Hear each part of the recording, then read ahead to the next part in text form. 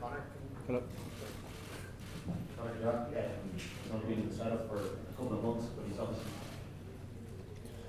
obviously impressed with Joe. And what have you made of him as a half-back partner, and how have you seen him grow since he first came into the setup?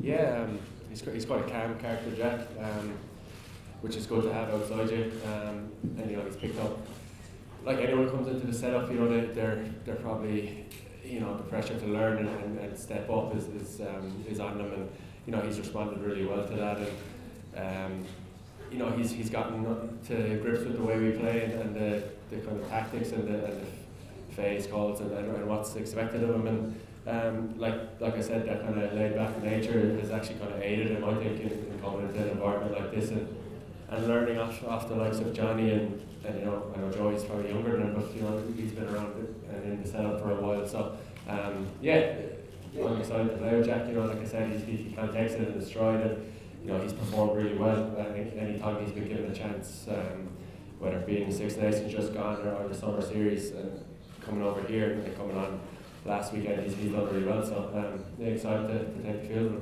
Andy, can I ask you a similar question of what have you made of him since he first came in? How have you seen him grow, and why has he earned the trust of the coaches to start the massive World Cup game on Saturday?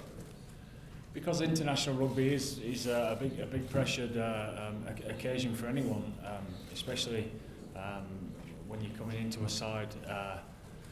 When there's others that's been there for quite a while, and you're new to the environment, and you've heard from the outside what it's like, and then all of a sudden you're in the mix, and you either sink or swim, don't you? Really, with all the information that you've been given, that everyone's unbelievably comfortable with, and I think Jack's strength of character is one of not just his work ethic to get across his detail, but being himself. I think that's the most important thing.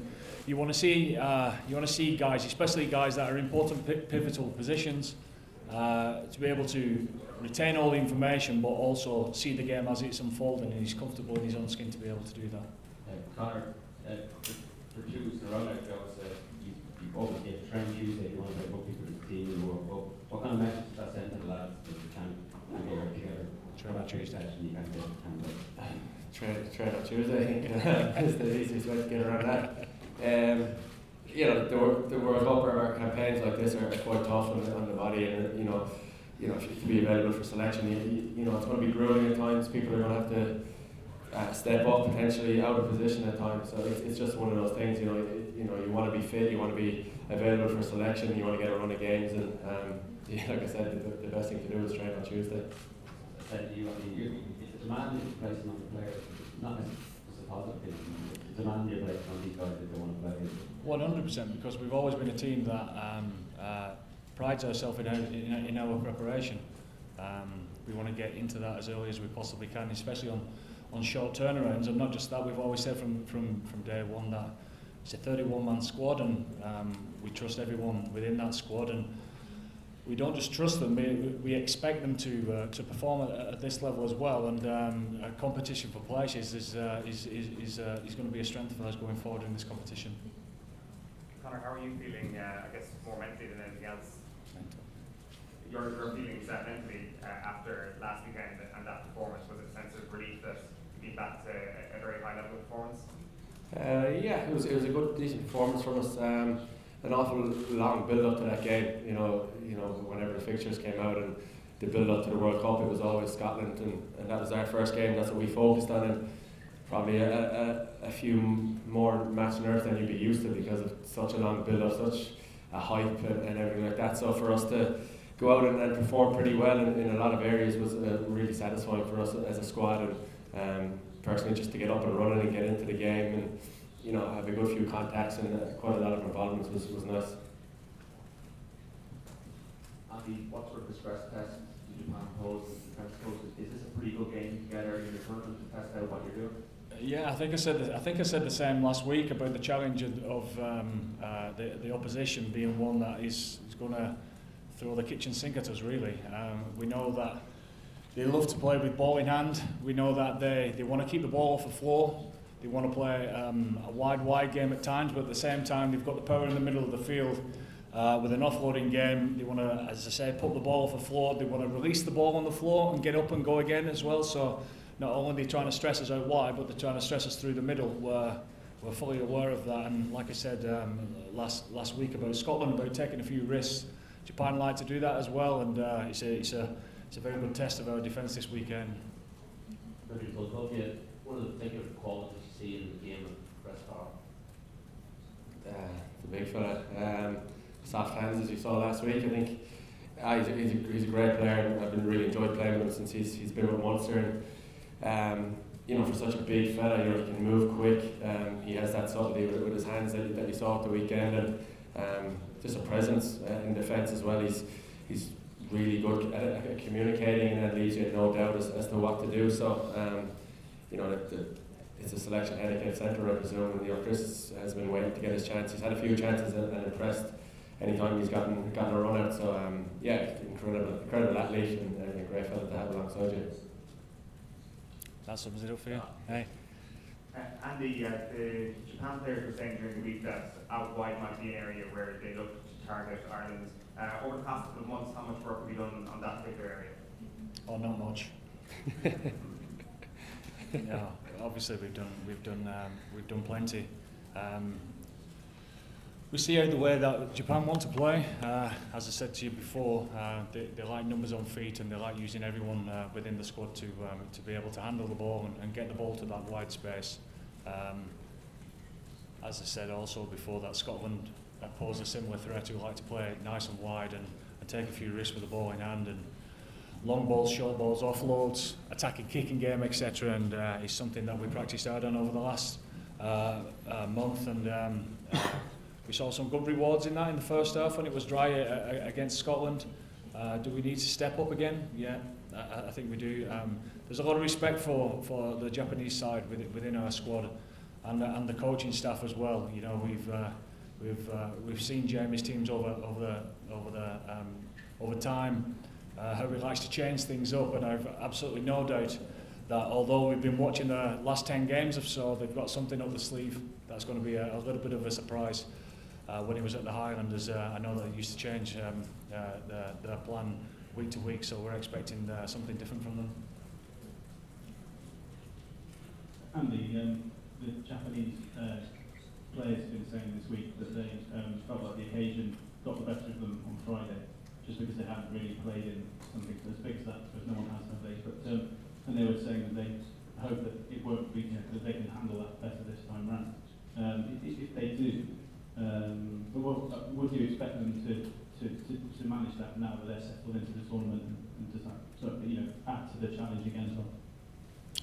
100%. I think it's always nice to get 80 minutes under your belt, especially kicking off a home World Cup that you've been building for 4 years. The stress that they would have felt going into that game, they're only human, and certainly they would feel that.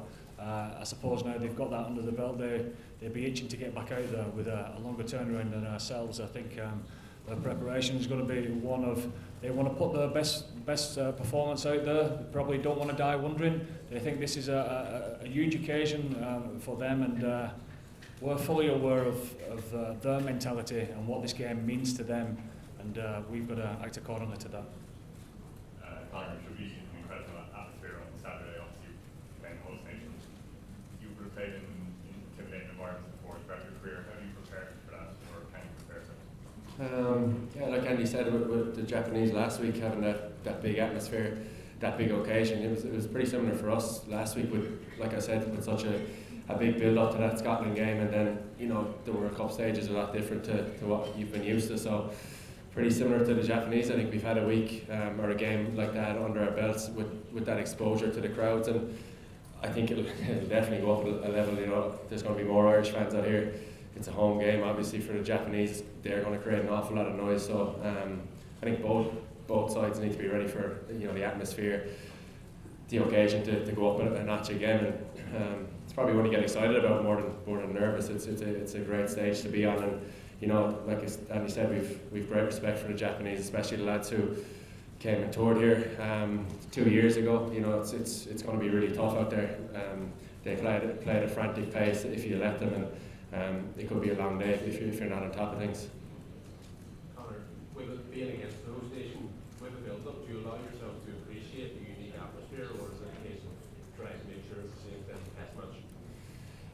think you go about your week as normal, prepared for a test match and getting across everything that you can, but you got to enjoy it too. You know, it's a really special occasion. It's a huge game for them. It's a huge game for us.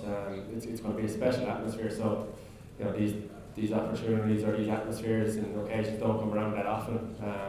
Particularly getting to play the host nation. So it's one you got to be excited about. I think you get excitement and you get motivation from how big a stage it's going to be. It's definitely one to cherish. But you know, in terms of preparing and getting across everything, it's a normal test week. Conor, you're a very competitive individual. Was there any sense of personal relief that you returned to a level of performance up there with the very best in the world on Sunday after maybe what some people said wasn't the best of seasons up to now? Cheers. Look, I always you look at your own performance first and foremost, and you know I felt during the last year that I wasn't too far off playing at my best. It's not as if it went drastically wrong. It was just maybe a couple of games that you might have been happy with, and I think as a 9 or a 10, you're going to get the plaudits when things go well, and you're going to probably get a little bit more criticism when things don't go to plan. So that's something, you know, through my career that I've gotten used to.